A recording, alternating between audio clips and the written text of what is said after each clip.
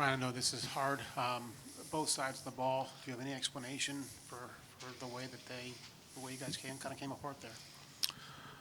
Well, I think when you looked at the first half physically, we were playing really well up front, especially on defense. I'm not sure how many yards they had, in the first half running the ball, and then they had those two long plays, and then in the second half it was more of the same. Too many big plays. That's really when you look at the game. I don't have the stats in front of me, but it was just way too many big plays. And on offense, we had too many penalties, and it got us off schedule, and we just didn't do a good job converting on third down. And you combine all these things to get together, and then it gets out of the hand at the end because we're probably throwing the ball too much.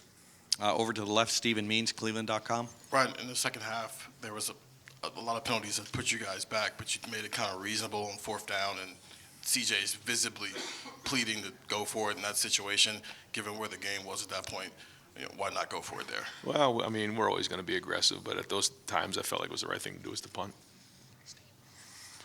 Over here to the right, Nathan Baird, Cleveland.com. Ryan, you changed your defensive coaching staff and brought Jim in part because you were frustrated by the lack of in-game adjustments. Just your reaction to what you saw today, where they were just repeatedly able to break off that many big plays. Big plays, yeah. I'm going to have to obviously look and see, where all the breakdowns were, but it wasn't just one area. There was, a missed tackle on the first play, and then we got beat on a double move on the second play, and then there was obviously some misfits in the run game on some other plays, and there was also the pass, to the tight end. So a few plays in the back end, and then a couple of the runs. So. Yeah, obviously the first thing we need to do in games like this is play great defense, and other than two plays in the first half, I felt like we did, but not in the second half. Third row left, Stephen Hellwagen, 24/7 Sports. Yeah, Coach. During the first half, you get the early lead.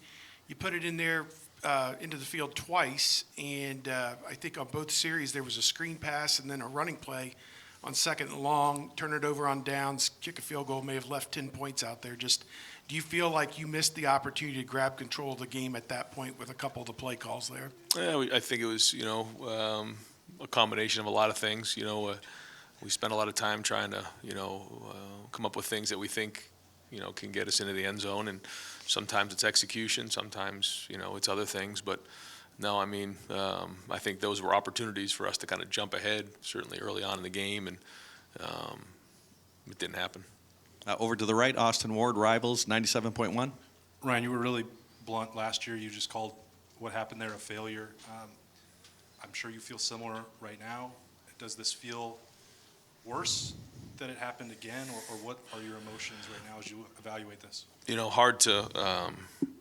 Hard to say right now because this is not the outcome that we all envisioned. I thought we had a really good preparation. I thought we were building towards playing really well in this game, and we were fighting there in the first half, and I felt really good going into the second half, and we just didn't execute well enough in the second half. So I don't know how to answer that other than I thought we played hard. I thought we were fighting out there, but in the end we came up short. Second row left, Dan Hope, 11 Warriors. Ryan, when this is your goal and 2 years in a row you guys come short of that goal, like where do you go from here? What do you do to move forward from this? Well, we'll figure out what's next. I don't know exactly what is next right now, but that's life at Ohio State, and I certainly know what this game means to everybody, and so when you lose, it all comes back to me. I'm the head coach, and that's what probably hurts the most. Over to the right, Adam Rittenberg, ESPN.com. Yeah, Ryan, this obviously was a play-in game for the Big Ten championship. You guys aren't going to be going to that game, but do you feel like you still deserve consideration for the playoff, or is that tough after the performance like today? Well, I mean, I thought we were in it, and we were fighting there at the end. It obviously got out of control down the stretch, but it wasn't like we were outmatched in terms of just overall play. I don't think. So yeah, I mean, as we get to those decisions, I think you got to look at the body of work and what we've done, and we got a lot of good pieces on this team, and we came up short today, but I think if we were able to get a shot in top four, we'd be a dangerous team. Second row left, Cameron T. Robinson, The Athletic. Ryan, you mentioned the coverage breakdowns, and I'm curious, just as a play caller, when your offense is struggling with penalties and you're getting behind schedule, and then defense goes on the field and you have a big breakdown. How does that affect what your mindset is in terms of aggressiveness as a play caller? Yeah, I mean, it all goes into the game. When you feel like you're playing good defense, you feel like you're playing the ball control game, and you can go back and forth a little bit. When you feel like you're giving up some ground, then you feel like you got to catch up quickly and try to get it back a little bit faster, because the game's getting away from you. So, all those things go into your mind while you're in the game. Over to the right, Bill Landis, Rivals.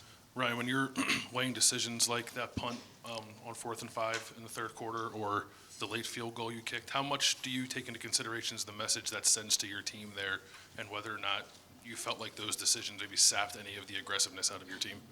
I think in games like that, you have to play the field position game, and 4th and 5, and around midfield. If it was 4th and 3, 4th and 2, I think maybe you take a shot there. I didn't feel like we were desperate at that point, and so I felt like that was the right thing to do. And I just feel like you're not in those situations if you're converting on third downs, and we didn't do that today. Over to the left, Doug Lesmerises, Cleveland.com. Ryan, how much do you feel like emotional and intangible things go into determining who wins this game? And how did you feel like your team handled that this week and today? Yeah, I thought we had a great week. I thought, like you said, emotionally we came into this thing swinging, but we came up short. So I just got to get my mind wrapped around why that happened today and how in the end we didn't finish this thing the right way.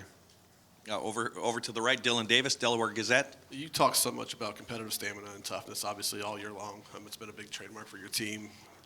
At halftime, you still had to lead despite all the miscues and mistakes. Did you feel like that team was flat coming out of the second half? And is that maybe the biggest disappointment, is that you didn't respond in the second half? Right. Well, yeah. I mean, I felt like we had a lot of juice coming out of the locker room, but we just didn't do it. But yeah, we're winning at halftime, and felt like we were in a decent spot to go play. We got to, my message to the team was we got to win the first 6 minutes of the third quarter right here, and then go from there, and that didn't happen. Second row aisle, Lori Schmidt, Columbus Dispatch. Coach, could you evaluate C.J. Stroud's performance today? I mean, his numbers were good, but you look at the opposing quarterback, and his numbers may look even better, and maybe you needed an all-world effort today. Yeah, I mean, I thought he competed. I thought he played hard all the way to the end. Made some good throws, and there's nobody who wanted to win more than C.J. Stroud today.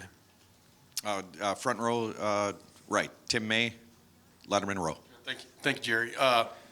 Ryan, I'm just wondering, when you lose a game like this, but there were like 4 or 5 just haymaker plays that they hit, is it more stunning? What is that sense you have right now? And then also, they were basically not afraid to take some shots. I mean, because everybody thought it would come down to J.J. McCarthy having to throw the ball to beat you guys, and bingo, I mean, I don't know, how do you put this one in the file, I guess? Well, you got to obviously go back and evaluate before you just say something that's probably incorrect, because everything's happening so fast. But certainly there were breakdowns in the back end. I mean, that was clear to see.